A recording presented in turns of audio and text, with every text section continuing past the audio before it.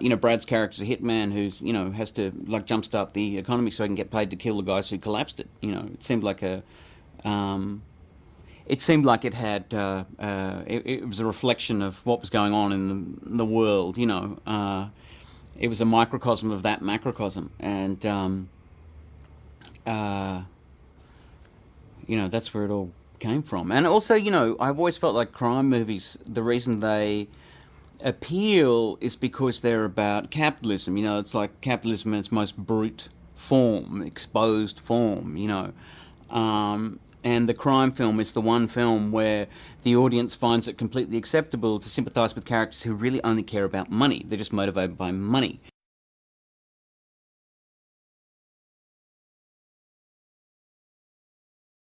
One of the things that I really wanted in the film was for crime not to be glamorous, that it's just a job, that it's a drag. Everything's a drag, Like, to commit the crime is a drag, to clean up the crime is a drag, and it's all just like, it's a big political situation where you have to deal with people's perceptions and ideas of themselves and all that stuff.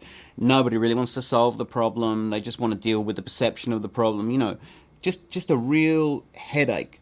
And as far as the three guys that commit the initial crime is concerned, to them, crime is a drag. So they're not really interested in the crime. They're interested in, like, the money they're going to get from the crime. They're interested in the girl they want to have sex with. They're interested in the car they're going to buy. They're not interested in what they're doing for a living.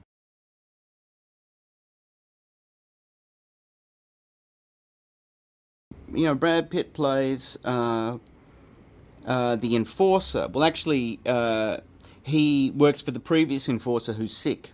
And he's brought in to work out who robbed this card game. And he's obviously like an ambitious guy, and he's kind of looking to move up.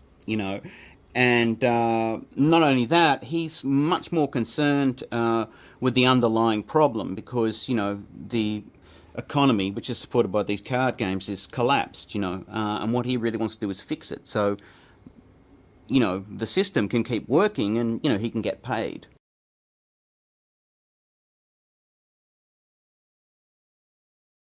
The thing about Brad is that, he always retains a certain element of mystery about him. When you watch Brad, you always feel like, something's going on under there, but you're not quite sure what it is. And I think that's the reason that he's a movie star, is he has that quality of mystery. He's not an everyman, Brad Pitt. He's not he doesn't invite you to share his position somehow. He's more of an iconic figure.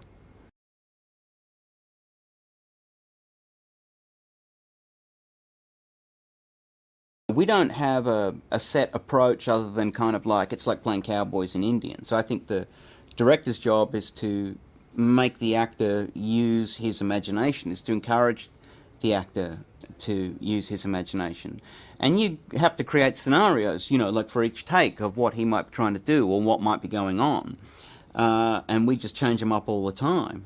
I have an idea of what I want to see in a scene. I have a vague idea of the ballpark that it's got to be in, but really what you're trying to do is to make the thing live. When you're looking at the monitor and you're not directing the film anymore, you're watching the film. You're just involved in it, and you just want to keep going until that happens.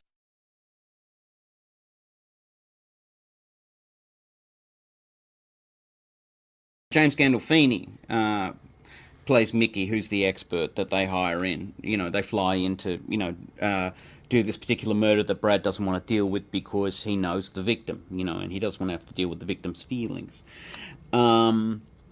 But Jim turns up and, he's basically, abusing the waiter for not bringing the drinks fast enough, and he doesn't really give a shit who they're going to kill. He's just more interested in, like, his life's kind of, falling apart, and, he's not, as it turns out, really up for doing the job.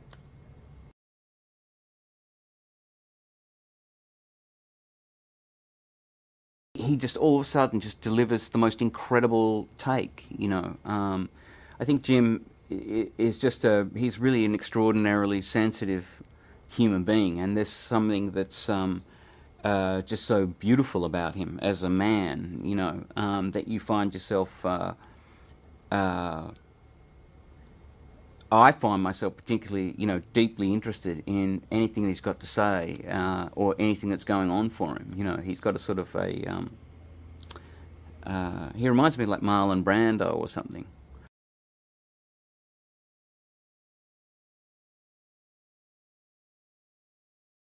Ray Liotta plays Marky Trapman, who's the source of all the problems, because he's a guy that he's probably a made guy that robbed his own card game that he was running for the higher ups to make some extra money, and he caused a real problem at the time. Um, uh, but later on, he confesses to it, the crime, and everybody thinks it's hilarious that he did this, and they love him, so they give him a pass.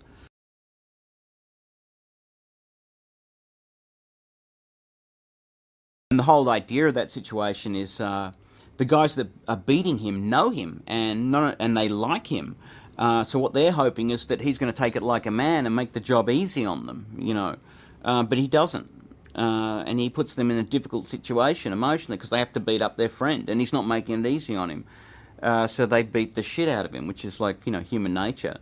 And I really needed someone who would really like completely pussy out, and Ray did it, and went right for it, and God bless him.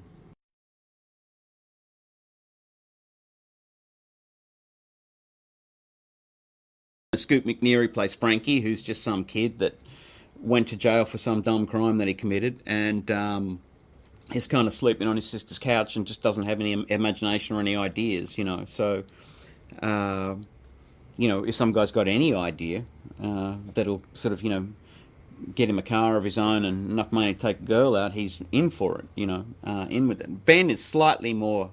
He's got, Ben Mendelsohn plays Russell, who's got more prospects. He's kidnapping dogs for a living, like purebred dogs, and he's going to go and sell them down in Florida. And with that money, he's planning on buying an ounce of smack and becoming a dealer. So, and he's sort of being basically almost doing the job as a favour to his friend Frankie.